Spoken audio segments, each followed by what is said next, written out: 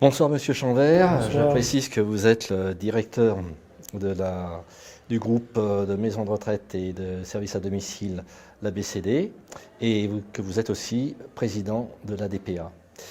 Alors, votre groupe, qui est public, ressort régulièrement dans les établissements les mieux gérés de France. Quel est votre secret?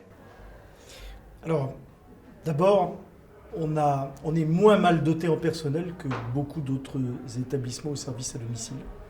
Et ça, c'est un élément important.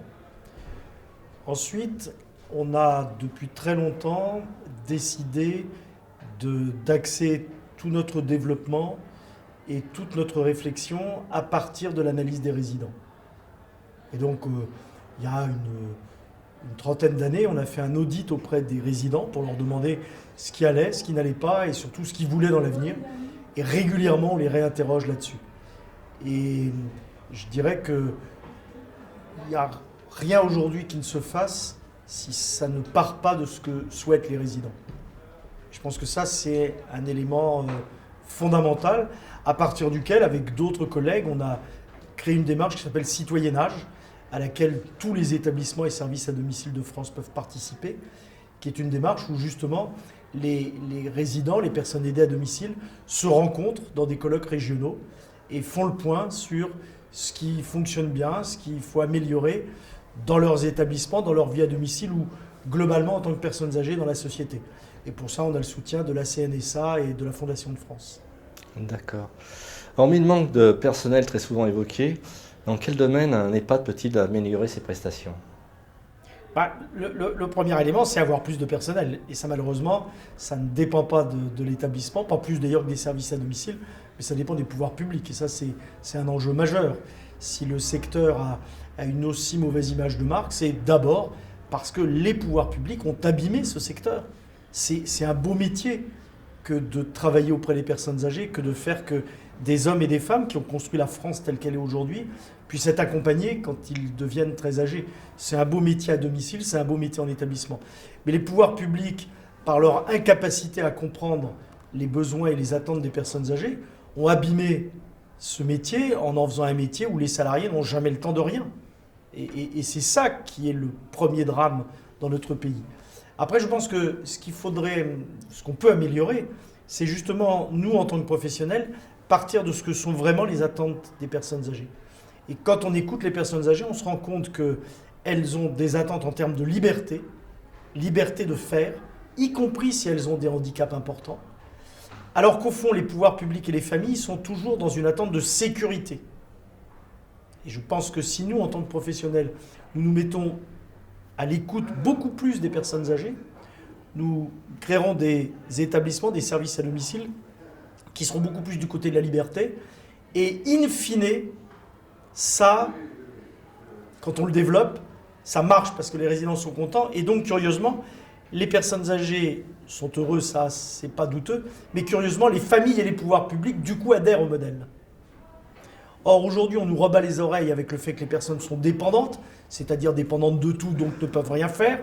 On nous rebat les oreilles avec le fait qu'il faudrait faire plus de sécurité. Et du coup, quand on est dans une société entièrement tournée vers la sécurité, on est dans une société morte. Je pense que c'est ça aujourd'hui le drame des établissements, mais aussi des services à domicile, et au fond, quelque part, de l'ensemble de la société française dans sa relation à nos aînés. Malgré le peu d'agréments accordés actuellement pour les EHPAD, avez-vous des créations en projet?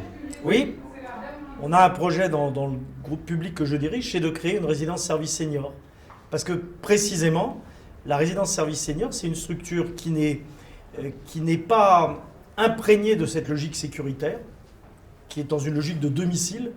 Vous savez que le Conseil de la Caisse nationale de solidarité pour l'autonomie, la CNSA, a adopté l'an dernier un rapport extrêmement important sur la logique domiciliaire, en disant les établissements doivent devenir des domiciles. Il n'y a pas de logique dans une société démocratique comme la nôtre d'avoir des gens qui encore aujourd'hui n'habitent pas chez eux. Un résident dans un EHPAD, il n'est pas chez lui, il est juridiquement dans un quasi-domicile. C'est pas acceptable. Et ce que je pense, c'est que les établissements, dans le cadre de cette logique votée unanimement au Conseil de la CNSA, les établissements doivent devenir des domiciles. Ça va être un travail assez long, mais d'ores et déjà, il y a des structures qui existent dans lesquelles les habitants sont vraiment chez eux. Ce sont les résidences services seniors. C'est la raison pour laquelle nous avons un projet pour ouvrir une résidence de ce type très prochainement. D'accord. Dernière question, plus générale. Les médias parlent beaucoup de la prochaine loi sur le grand âge. Qu'en attendez-vous? Déjà qu'elle sorte, et on n'est pas extrêmement rassuré là-dessus, parce qu'on nous dit que la loi va sortir en décembre. Le Haut Conseil de l'âge, qui est l'instance la plus élevée de notre République, qui conseille l'État sur les questions du grand âge, n'est même pas saisi d'un texte. Et nous sommes à la mi-novembre. Je ne vois pas bien comment cette loi va sortir, ou en tout cas serait présentée au Conseil des ministres en décembre. Je pense que l'élément essentiel aujourd'hui, c'est de savoir si le président Macron a compris, à la suite des mouvements de grève, à la suite des mouvements de protestation dans les établissements et dans les services à domicile, la question est de savoir si le président Macron a compris que l'aide aux personnes âgées est extrêmement en retard. La question est de savoir s'il a compris qu'il peut faire quelque chose et qu'il doit agir.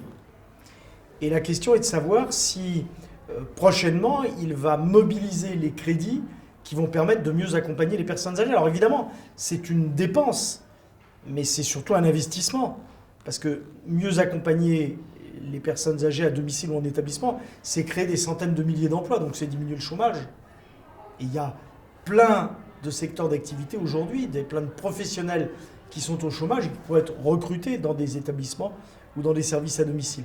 Le président Macron, Édouard Philippe, Agnès Buzyn, ils ne sont pas responsables de 30 ans de retard français, parce qu'il s'est accumulé au fil du temps ce retard. Mais ils sont responsables aujourd'hui d'y apporter les solutions.